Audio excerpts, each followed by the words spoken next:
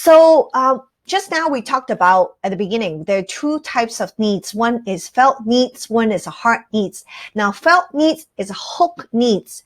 Real needs, or we call heart needs, is something that deep inside us. So let me give you some example. What does it mean by felt needs? So the felt needs would be something like at the very bottom here, the beginning, which is the basic needs of a human being, like the sense of safety, shelter, sleep, rest, love. That would be something that would be in the bottom, which is a hook needs.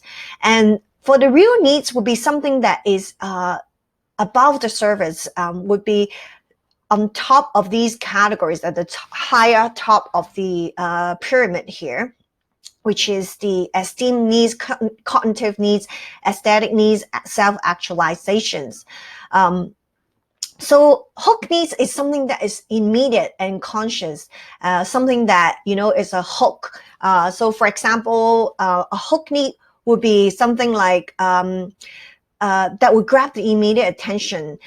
So a good teacher will be able to use a hook need to grab the attention, and when these needs are serviced. Now, one thing I personally love to do is my hook need I find for women. My heart is for love women ministry.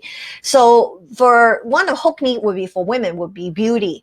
So because of my own personal interests as well, and God kind of changed my perspective of how to use my interests for His glory. So for recent years, I've been trying and developing, using creative ideas to reach out to women, doing craft, doing makeup, and fashion. So this would become my hook need. All the women, I don't say all, but most women wants to be beautiful and wants to be creative, doing creative things. Most women. So I've been using this felt needs as my hook need when I do ministry. And of course, my workshop, not just stop there. Basically, my hook need will draw them into the spiritual needs, which is the real relationship. What makes a person truly beautiful is knowing a creator, knowing a purpose in life. So that would be one of the felt needs. Some other example would be food, shelter, financial security, new skill learning and language, vocation, fulfilling marriage and relationship, effective parenting, healing from illness. So these would be some kind of felt needs. In a class, we'll ask this question: what are some of the current needs of my student? What is going on in the world? It helps them identify the felt needs. In your book, page 110 and 111, there's a table there called Creative Bible Teacher Student Needs Assessment Instrument. So this would be something that you can use when you plan for your teaching. What are some of the needs of your student? What are some of the felt needs of your students? Now, let me give you an example here. For the Samaritan woman, that we all know the story very well. When Jesus was talking to her by the well, and this woman was, getting the water, and Jesus got into a conversation with her about, the water that you're drawing will, it will make you thirst one day, but the water that I give you will last you forever. It will be like a perpetual spring inside you. And this woman was thinking about her thirst. This is the felt needs, which is her immediate need, which is her thirsty, right? She being thirsty, so she has to, get the water from the well. But Jesus was turning the focus from that felt needs to the spiritual needs. So in this case, the Samaritan woman felt needs would be her thirst, her physical thirst. Now, in your class, when we go back to our class next week, when we present in a Zoom meeting, this is one thing we want all of us to think about. What are the more pressing felt needs in your community? We will be talking about that. Now, I want you to pay attention to all these areas: emotionally, spiritually, intellectually, physically, environmentally, financial, occupational, and social. What kind of felt needs in our community? I'm talking about East community especially, because we will be talking about this in class. So pay attention, start thinking about what are some of the needs that you have to, that we will be discussing in the class. The other needs is our heart needs, and these are needs both are significant and genuine. Real needs is a heart needs. So we talk about heart needs. Let me give you an example here. It's the tip of the iceberg. If you look at this graph here, felt needs will be like in the tip of the iceberg, and the heart needs would be something that is bottom, something that is more hidden, not so obvious. Real needs are significant and genuine, and students always may need some help to find that really what inside them, what is that subconscious needs that they need. I still remember years ago when I was at PIM, and I'm still serving at PIM, but I still remember meeting a lady that in PIM, she always complains about her stomach problem. And for years, we thought, she might have problem with her stomach.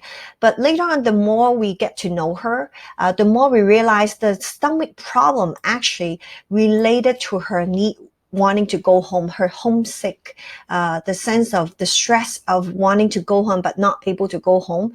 And so later on, we learn, sometimes our physical pain or physical needs, it could be something that is more than just a physical. It could be something is the heart needs, the real issues, what inside them. Now, remember the example I gave you earlier that my interest is in beauty, and I often use beauty or craft as a way for me to hook the audience. And a lot of times that is just the felt needs.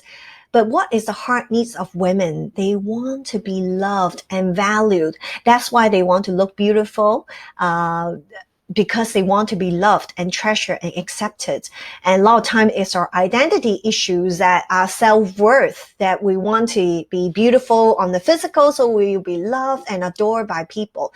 So the heart needs of this woman, including myself, was the longest time is I had to search for my identity, my self-worth, in order to, so I would spend a lot of time on my physical, thinking that would give me my true worth. But at the end, I find that, that is only empty promises, because the true satisfaction is actually come from knowing our Creator.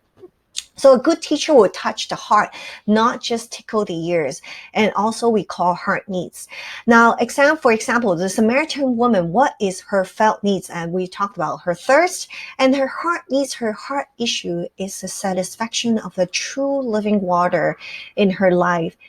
Now, if you notice, this Samaritan woman have been married, or I would say have been in relationships with many men throughout her life. And I think that maybe her thirst of trying to find someone to love her, to accept her, and that is her deepest need. And Jesus is telling her, I am that true living water, can satisfy that needs. Not so much about all the relationship you're trying to be in. And we're not sure how the men treated her throughout the year. Probably not that great. Otherwise, she wouldn't have had so many boyfriends or husband with all these years. And so in the same way, what is the deepest need of a student? What is the heart needs of a student? Now, I want you to help you to understand, when we look at a passage, we would ask this question: what are the emotions in this passage? Because the emotions that whatever the Bible character experiencing can be something that we can relate it back to a present day audience, and there may be something that they struggle, the same kind of emotions, and that address the real needs. So ask this question when you look at the passage. Now that you're teaching Jonah, right? So let's look at Jonah. What kind of emotions he's going through? Even all the characters in the different passages being portrayed. What are each of these characters? What kind of emotions going through their mind? Obviously, we just talked about felt needs. I gave you some example of what are some of the examples for felt needs. A material thing could be basic needs of food, shelter, security, financial security, learning new skill, building a fulfilling marriage or relationship, parenting, and healing from sickness. So those are some examples of felt needs. But what are the heart needs? So here are some of the heart needs, usually are spiritual in nature. The need for love, grace, acceptance, reconciliation with the Creator and doing what we're created to do, freedom from the bondage of sin, courage, boldness to share Christ, live for the purpose and significance. Now, I want to give you a real example here. few years ago, actually, I've been joining this group for a while, that we minister to the domestic workers, that the embassy, Philippine embassy, have a shelter for these domestic workers who faced criminal charges, or they've been violence, sexual abuse or violence abuse, physically abused by the employers. So they would go to this shelter as they're waiting for the case to be resolved. So at first, when I went there to minister to them, I found that it was very difficult for me because I did not come from that background. I had no idea what they're going through in their mind. But I find out as I was listening to the stories, listening to the struggles, listening to the pain, that was very tough at times. And I didn't even know why someone would do this to them. And I think the more I get to know them as I was started preparing my teaching at the shelter, it just helps me to understand how the scriptures, the message that I'm going to share with them will be relevant to their lives, to their struggles. So here are some of the things that I find out that they struggle. The felt needs is, of course, they came here, they want to find security and financially. That's why they came here to work. They want to provide for their family. So this is the basic needs. And right now, because they're in the shelter, they need safety to be protected from their employers. Food, transportation, and they face injustice. Being in Singapore, they miss home. The financial security, and even facing criminal charges, some of them. So those are the felt needs of this group of audience.